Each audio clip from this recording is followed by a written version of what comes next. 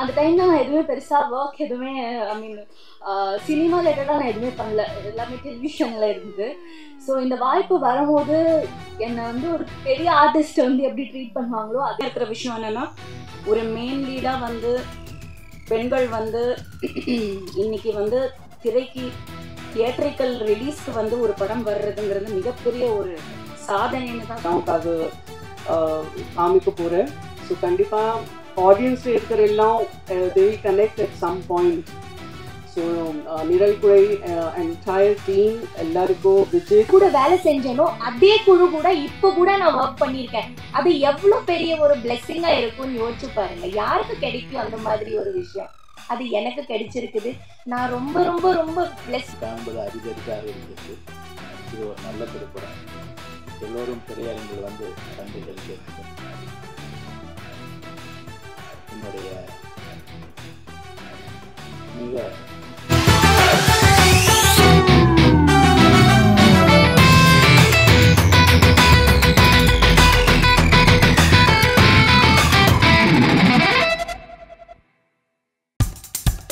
இப்போ நம்ம என்டர்டெயின்மெண்ட் ஆக போகுது பிளஸ். என்னது 5+ OTTs, 800+ பிளாக்பஸ்டர் மூவிஸ், அதுவும் 1+, 2+, 3+, மல்டி+ லாங்குவேஜஸ்லயா? Exclusive movies, brand new web series, இன்ட்ரெஸ்டிங்கான ஷார்ட் மூவிஸ். வாவ், இதுல இவ்ளோ பிளஸ் இருக்கா? இதுல இருக்க ஒரே ஒரு மைனஸ், அதுவும் நமக்கு பிளஸ் தான். மத்த எல்லா OTT-ய விட மைனஸ் பிரைஸ்ல, அதுவும் ஒரு நாளுக்கு ₹1 தான். OTT Plus டவுன்லோட் பண்ணி நான் என் சந்தோஷத்தை பிளஸ் ஆக்கிட்டேன். அப்ப நீங்க OTT Plus, இது ஆல் இன் ஒன் ஆப்.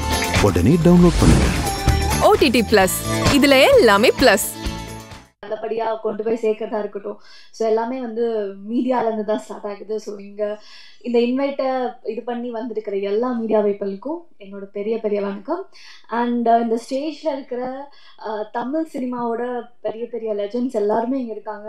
இவங்க எல்லாருமே ஒன்றா பார்க்குறதே வந்து ஒரு பெரிய பிளெஸ்ஸிங் சொல்லலாம் எனக்கு. பட் அவங்க கூட நான் இந்த ஸ்டேஜை வந்து ஷேர் பண்ணுறது வந்து இன்னும் எனக்கு ரொம்ப ரொம்ப ஹாப்பியாக இருக்குது. ஸோ இங்கே வந்திருக்கிற லெஜண்ட்ஸ் எல்லாருக்குமே என்னோட பெரிய பெரிய வணக்கம். தேங்க்யூ. ஆக்சுவலி இந்த மாதிரி ஒரு பெரிய வாய்ப்பை கொடுத்த என்னோட டீமுக்கு வந்து ஃபர்ஸ்ட் நான் தேங்க்ஸ் சொல்லணும். என்னோட டேரக்டர்ஸாக இருக்கட்டும், ப்ரொடியூசர்ஸாக இருக்கட்டும், அண்ட் என் கூட நடிச்சு எல்லா கோஸ்டார்ஸுமே, and especially Devayani ma'am, Raj Kapoor sir, இந்த மாதிரி பெரிய பெரிய லெஜண்ட்ஸ் கூட ஒர்க் பண்ணுறதுன்றது நான் அது வரைக்கும் யோசிச்சே பார்க்காத ஒரு விஷயம் தான், டு பி ஆனஸ்ட். ஸோ அவங்க கூட வந்து இந்த மாதிரி ஒரு ஸ்க்ரீன் ஷேர் பண்ணுறதுன்றது பெரிய விஷயம். அண்ட் இந்த படம் வந்து நான் பண்ணணும்னு நினச்சதுக்கு ஒன் ஆஃப் த ரீசன், அந்த டைமில் நான் எதுவுமே பெருசாக ஒர்க் எதுவுமே ஐ மீன் சினிமா ரிலேட்டடாக நான் எதுவுமே பண்ணல, எல்லாமே டெலிவிஷனில் இருந்தது. ஸோ இந்த வாய்ப்பு வரும்போது என்னை வந்து ஒரு பெரிய ஆர்டிஸ்ட் வந்து எப்படி ட்ரீட் பண்ணுவாங்களோ அதே மாதிரி என்னை கூப்பிட்டு இதுக்கான கதையை சொல்லி, இந்த கதை இப்படி தான் இருக்க போகுது அப்படின்ற நரேஷன்ஸ் எல்லாமே கம்ப்ளீட்டாக கொடுத்து ரொம்ப ப்ராப்பராக வந்து ஹேண்டில் பண்ணியிருந்தாங்க. ஸோ அதுக்கு முதல்ல நன்றி. அண்ட் என்னை நம்பி இந்த வாய்ப்பு கொடுத்த எல்லாருக்குமே பெரிய பெரிய நன்றி.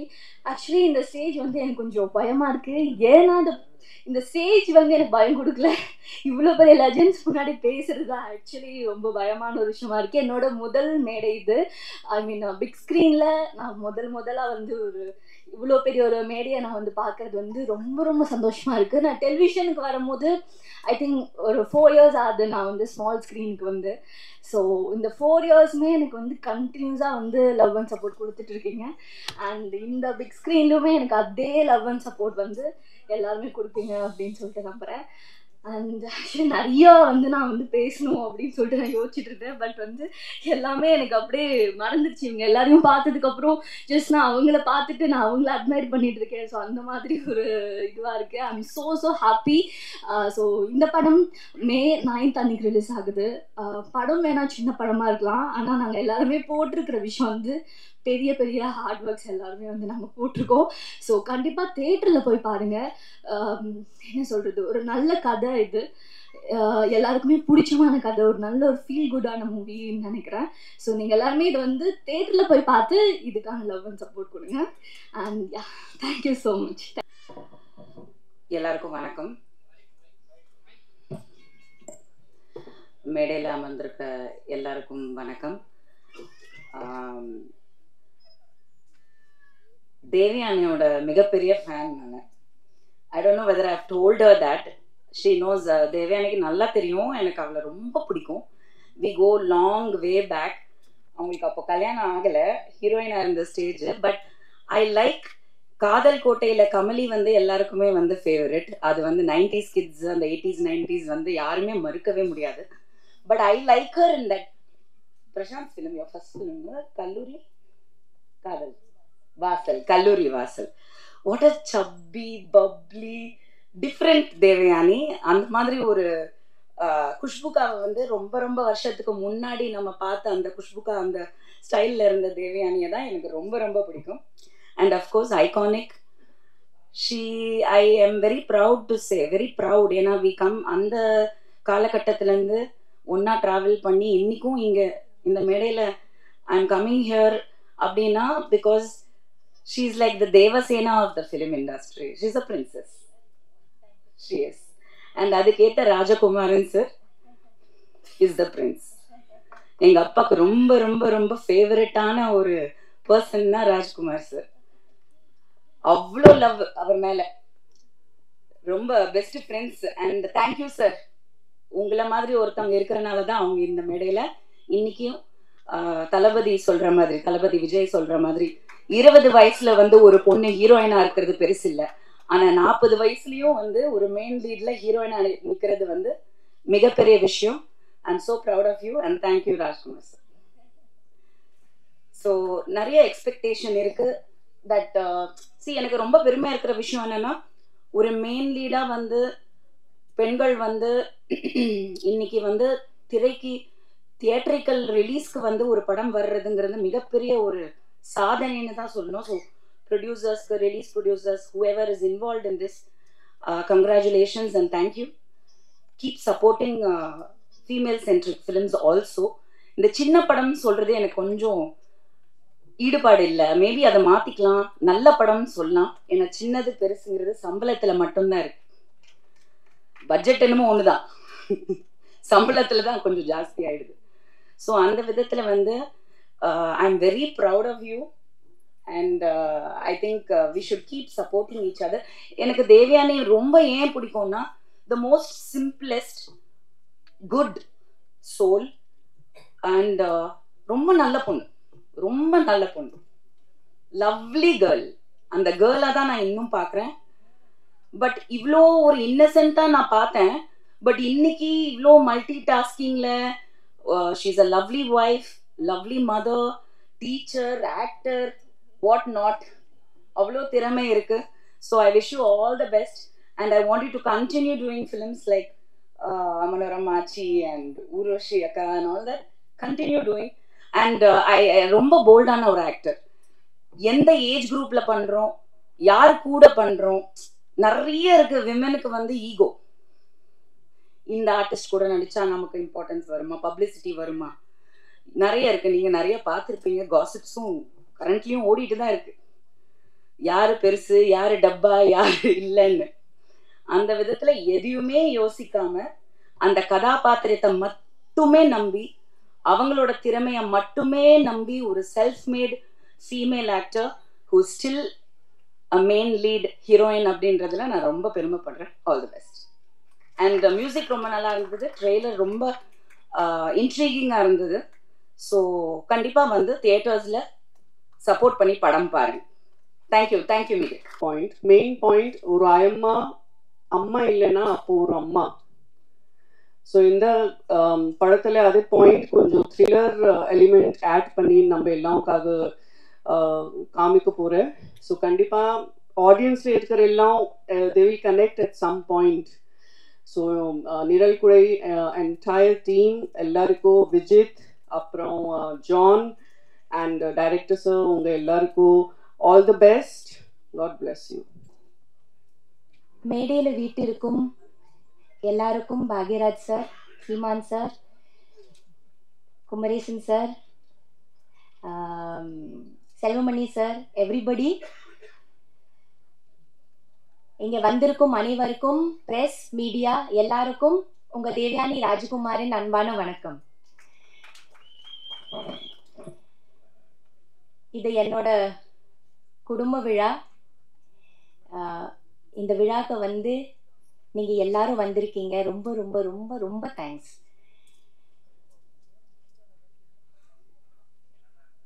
இந்த மேடை வந்து ஃபர்ஸ்ட் நான் வந்து 30 இயர்ஸ்க்கு முன்னாடி 1995ல எனக்கு அறிமுகம் பண்ண அதியமான் சாருக்கு நன்றி சொல்லலாம்னு நினைக்கிறேன். வாங்க சார். சார் வாங்க.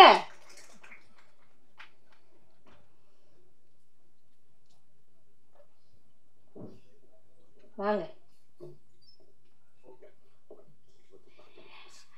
1995ல தொட்டாச்சி நீங்கி மூலமா எனக்கு அறிமுகம் பண்ண டைரக்டர் சார் அதியமான் சார். எல்லா மேடையிலையும் வந்து எனக்கு லைஃப் கொடுத்த ஃபிலிம் காதல் கோட்டை இருந்தாலும் எனக்கு வாழ்க்கையில ஃபர்ஸ்டா ஒரு அறிமுகம் செஞ்சு எனக்கு இந்த தமிழ்நாடுல கொண்டு வந்தது டைரக்டர் சார் தான். அவருக்கு நன்றி. நான் எங்கேயுமே நன்றி சொன்னதே இல்லை.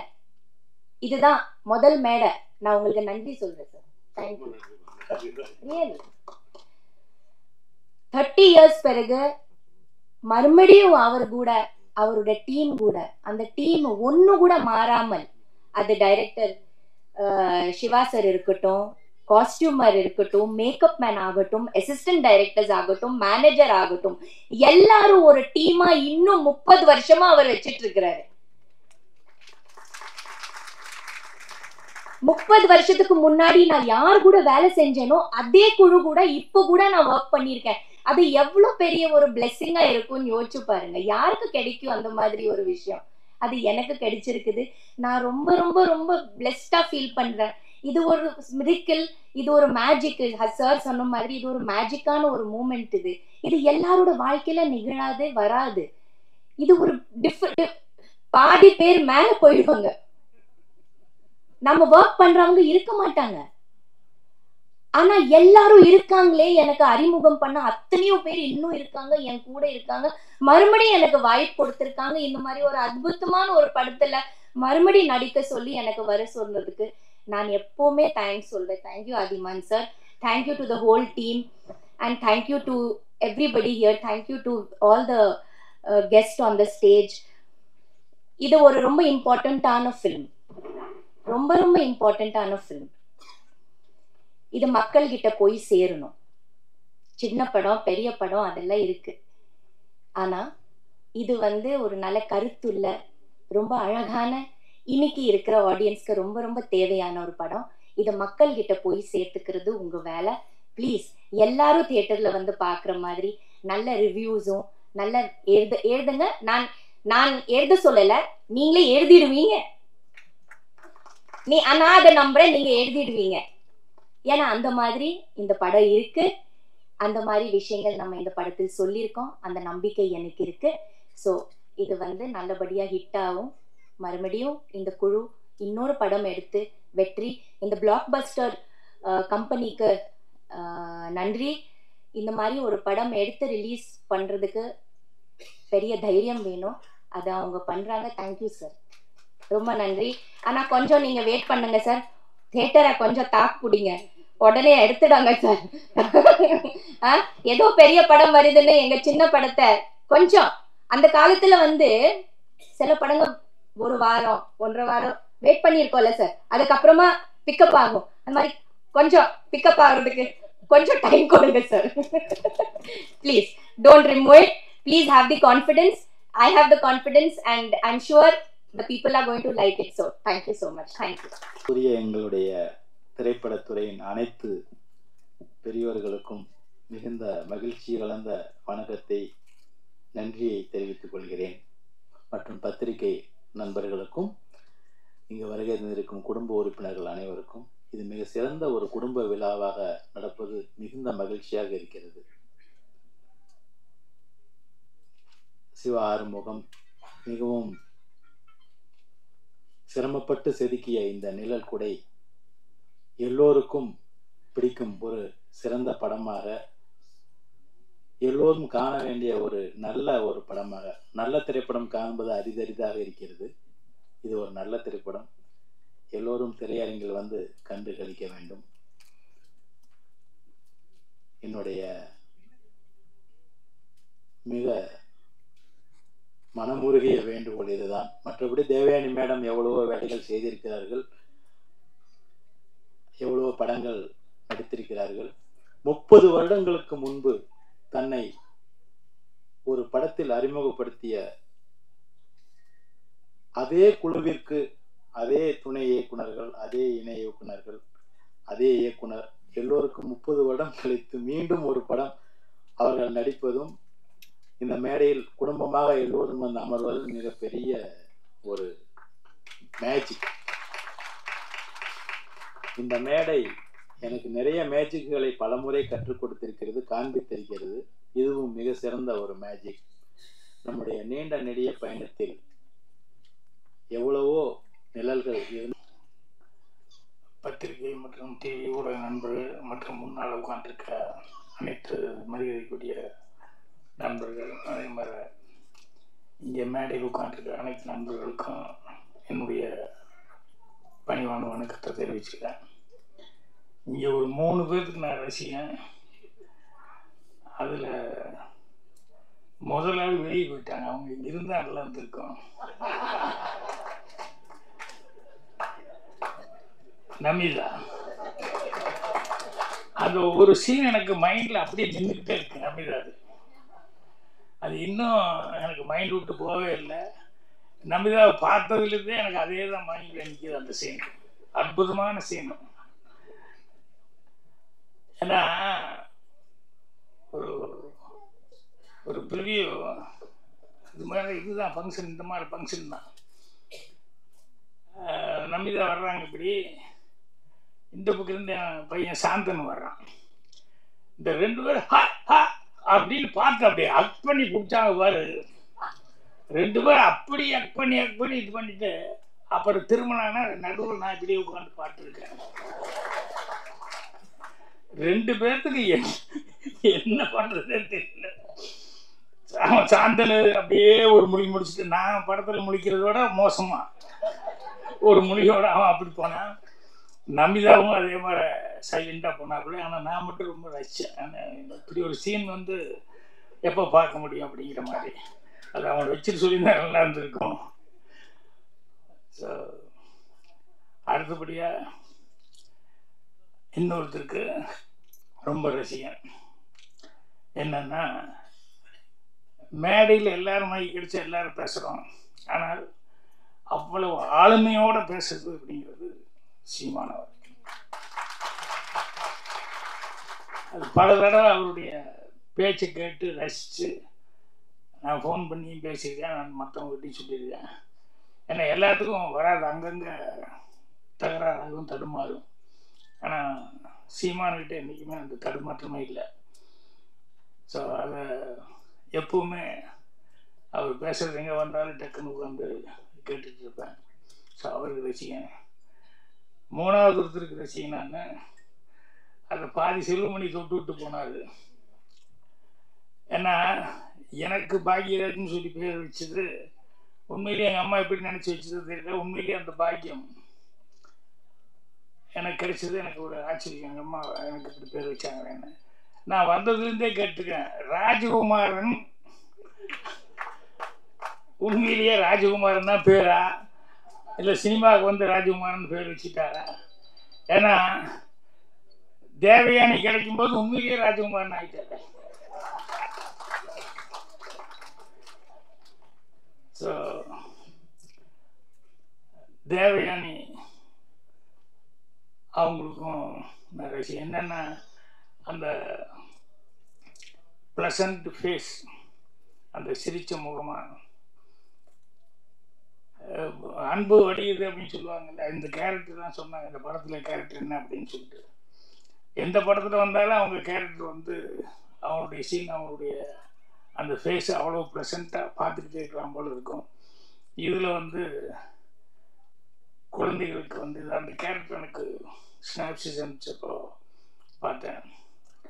ஸோ அது அந்த அளவுக்கு அவங்கக்கிட்ட வந்து அந்த அவங்க தம்பி பேசும்போது சொன்னாங்களே, அம்மாவை நான் பார்க்கல, ஆனால் எனக்கு அம்மாவை விட இவங்க தான் எனக்கு மைண்டில் வருது அப்படின்னு சொல்லிட்டு அவர் தான் அவரும் செல்வமணி நான் கவனிச்சுட்டே இருந்தேன், அவ்வளோ ரசித்தாங்க அப்படின்னு சொல்லிட்டு அது கூடவே இன்னொன்று சொன்னார், என்னென்னா அந்த குழந்தைய பேசும்போது அவங்க அம்மாக்கள் எப்படி வச்சாங்க அப்படின்னு சொல்லிட்டு.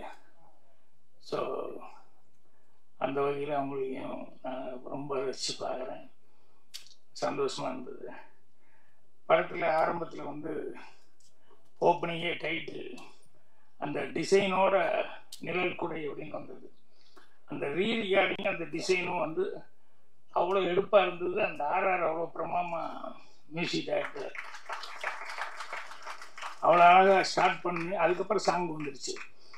ஸோ அவ்வளோ சிறப்பாக பண்ணியிருந்தார். அவர் இல்லாமல் அப்புறம் ஹீரோ ஹீரோயின் அந்த 2 குழந்தைங்க நடித்தவங்க, இன்னும் படத்தினுடைய டெக்னீஷியன்ஸ் எல்லாருக்கும் இப்போ என்னுடைய அட்வான்ஸு வாழ்த்துக்கள் தெரிவிச்சுக்கிறாங்க. இந்த படம் வந்து எனக்கு என்னமோ ஒரு நம்பிக்கை இருக்குது. என்னென்னா சில பேர் வந்து சினிமாவில் வந்து இந்த luck favours to fools only அப்படின்னு சொல்லுவாங்க. அந்த மாதிரி எனக்கு சில பேரெல்லாம் வந்து எப்படிடா இவங்களுக்கு படம் வந்துக்கிட்டே இருக்குது அப்படின்ட்டு இருக்கு. சில பேருக்கு ஏன்னா இவங்களுக்கு படமே வரல, இனத்தினால்டா படம் வரல அப்படின்ட்டு. உண்மையிலேயே அதிகமான் வந்து அந்த லிஸ்ட்டில் எனக்கு அதிகமான் ரொம்ப நாளாக மைண்ட்லேயே இருந்துட்டு இருக்காரு. என்னென்னா அவருக்கு தான் நியாயமாக பார்த்தா அவர் தான் கண்டினியூஸாக படம் பண்ணணும். ஏன்னா அந்த திறமை அவர்கிட்ட இருக்குது. அவர் நேரேட் பண்ணும்போது நான் கேள்வி கேட்டேன். அதே மாதிரி சாந்தனுக்காக கூட ஒரு படம் செஞ்சு ஃபிஜி ஐலண்டில் போய் ஷூட்டிங்லாம் பண்ணி அவ்வளோ நல்லா இருந்த அந்த படம். அதுவும் நடுவில் ஏதோ தடைப்பட்டு அப்படின்னு போச்சு. ஸோ அந்த மாதிரி சில நேரங்களில் வந்து 1 கிலோ அறிவாளியாக இருந்தாலும் ஒரு 10 கிராம் அதிர்ஷ்டக்காரங்கிட்ட கை கட்டி தான் நின்னாகணும் அப்படின்னு சொல்லுவாங்க. அந்த மாதிரி சினிமாவில் சில நேரங்களில் வந்து அதிர்ஷ்டம் சில பேர் திறமைசாலிகளுக்கு வந்து கை கொடுக்காம இருக்காது. எனக்கு ரொம்ப மனசு கஷ்டமாக இருந்தது. ஸோ அதிகமாக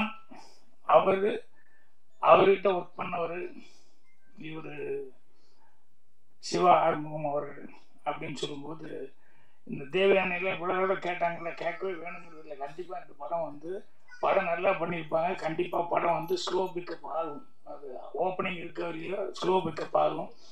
அந்த அளவுக்கு படத்தில் அதிகமாகலாம் வந்து அவரே வந்து ரொம்ப இன்வால்வ் ஆகி இந்த படத்துக்காக வாங்கன்னு சொல்லி கூப்பிட்டாரு. அதே மாதிரி பாலசேகர் வந்து அவரும் வந்து அவசியம் இந்த படத்துக்கு நீங்கள் வரணும் சார், அந்த ஆடியோ ஃபங்க்ஷன் வரணும் அப்படிங்கிற மாதிரி எல்லாம் எதுக்குன்னா அந்த டைட்டில் வந்து நிழல் குடைன்னு வச்சுருக்காங்களே, இவருக்கு இந்த டைரக்டருக்கு வந்து நிழல் குடையாக இவங்கெல்லாம் இருக்காங்க. அதிகமாக நிறைய நண்பர்கள்லாம் இருக்காங்க. பட் சீமான் இவ்வளோ வேலைக்கு நடுவில் வந்து அவர் வந்து இல்லை நான் கடைசி வரைக்கும் இருந்து பேசிட்டு தான் போகணும், எல்லாம் குடும்பமாக ஆகிட்டாங்க அப்படின்னு சொல்லி சொன்னார். ஸோ நிழல் குடை அப்படிங்கிறதுனால நான் அது சம்மந்தப்பட்டது ஒரு 2 விஷயம் மட்டும் சொல்லணும்னு நினைக்கிறேன். ஒன்று வந்து என்ன அப்படின்னா, ஒருத்தர் ஜூனியர் ஆர்டிஸ்ட்டு என்னைக்காவது வந்துடுவோன்னு நினச்சார். கடைசியில் ஜூனியர் ஆர்டிஸ்டாகவே இருந்தார். பெருசாக வர முடியல. அட்லீஸ்ட் அதுலேயாவது கொஞ்சம் வருமானத்தோடு இருந்தாருன்னா அது இருக்க முடியல. கடைசியில் அதுலேயும் அதோடைய கல்யாணம் முடிச்சு குழந்தையெல்லாம் பெற்று குழந்தைய பெருசாகி பொண்ணு கல்யாணம் வச்சுட்டாரு. கல்யாணம் வச்சதுக்கப்புறம் பார்த்தா கையில் பேசின வரதட்சணைப்படி காசு அவர் எதிர்பார்த்த இடத்துல வரல. எம்ஜிஆர் படங்கள் நிறையா படங்களில் வந்து ஜூனியர் ஆர்டிஸ்டாக அவர் கூடவே கூட அங்கங்கே ஏதோ டைலாக் பேசியிருக்காரு. சரி கோட்டைக்கு போய் எப்படி நம்ம உள்ளே போக முடியும் அப்படின்னு சொல்லிட்டு போய் அங்கே நின்றுருக்காரு. உள்ளே விட மாட்டேங்கிறாங்க. எப்படியோ தடுமாறி கொடுத்து நின்று அவர் வந்து கார் ஏறும்போது பேர் சொல்லி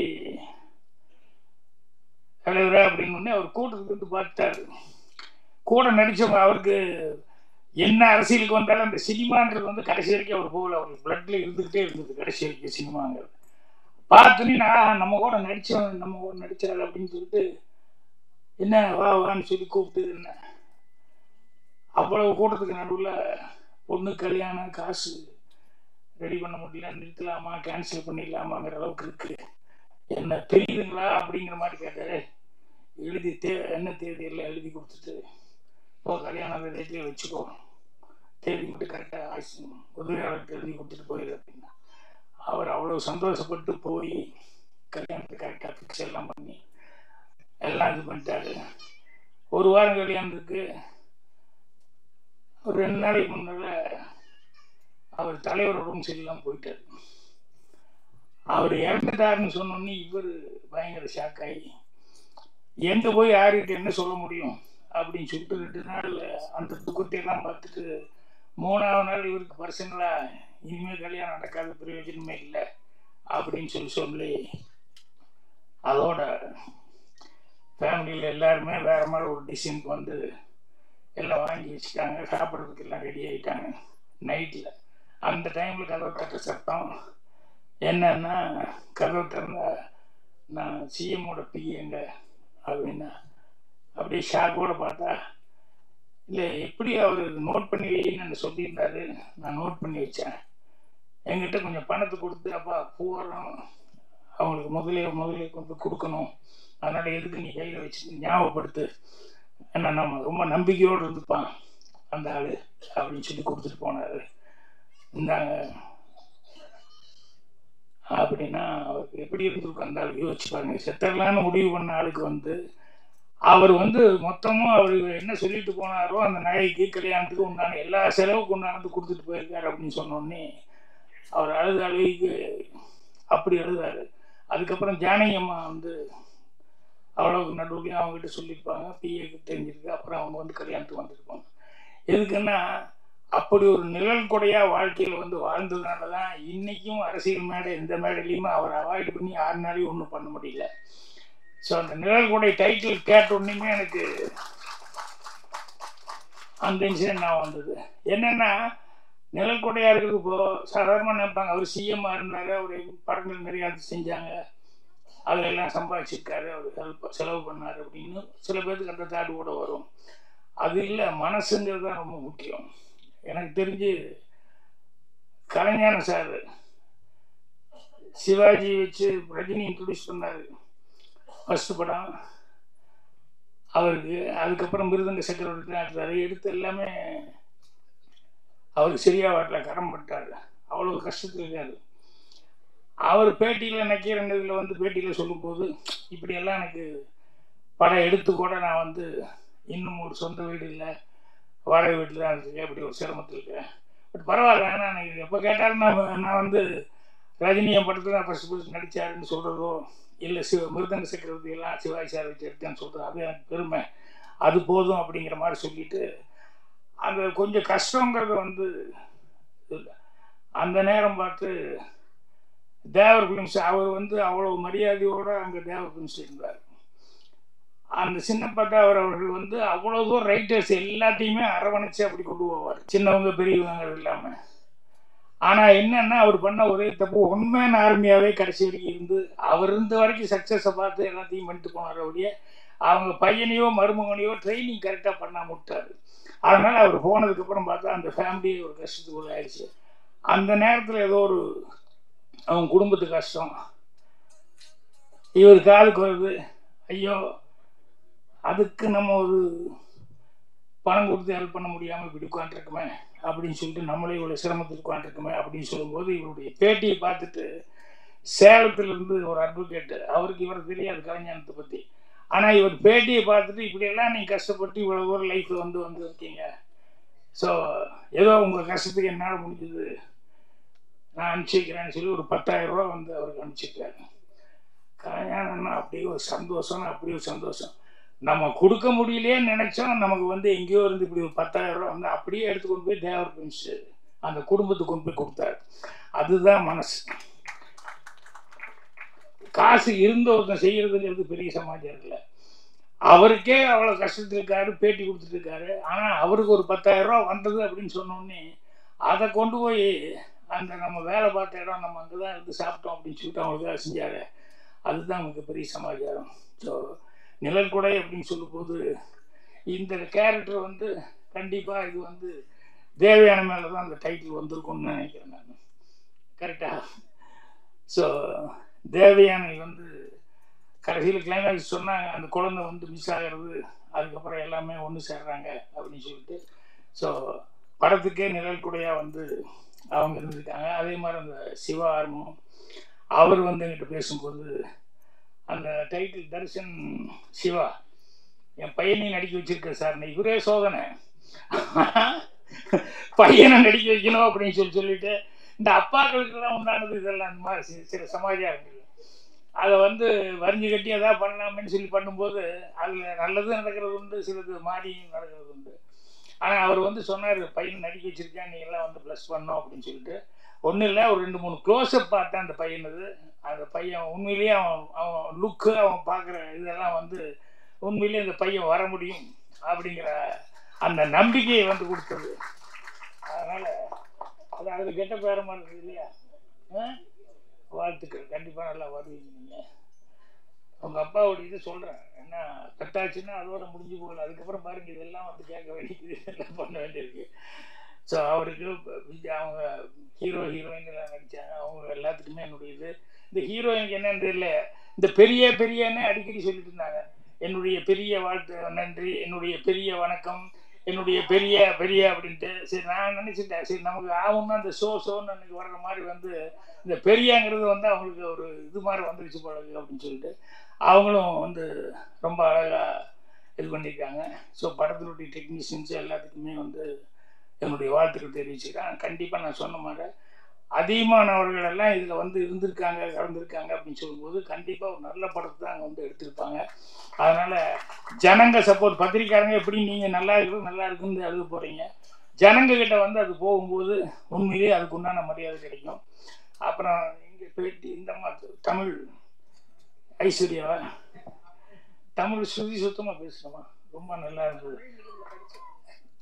நான் தான் தமிழ் மீடியம் படித்தேன், எனக்கு தமிழில் எவ்வளோ தகராறு இருக்குது எனக்கு தான் தெரியும்.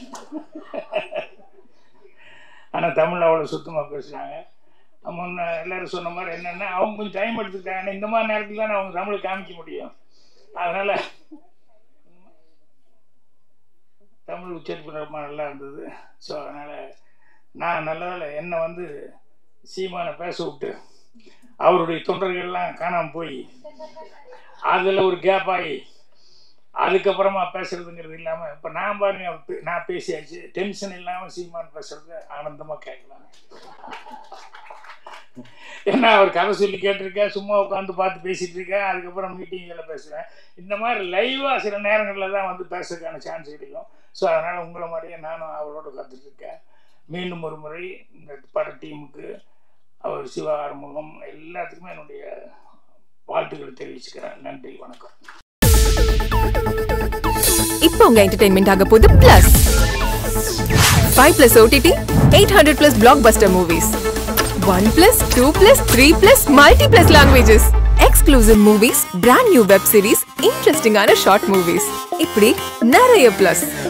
வெயிட் இதுல மைனஸ் ஒரு விஷயமும் இருக்கு. மத்த எல்லா OTTs விட மைனஸ் பிரைஸ்ல ஒரு நாளைக்கு ₹1 மட்டும்தான். உங்க சந்தோஷத்தை பிளஸ் பண்ண போற OTT Plus இப்ப உங்க கையில.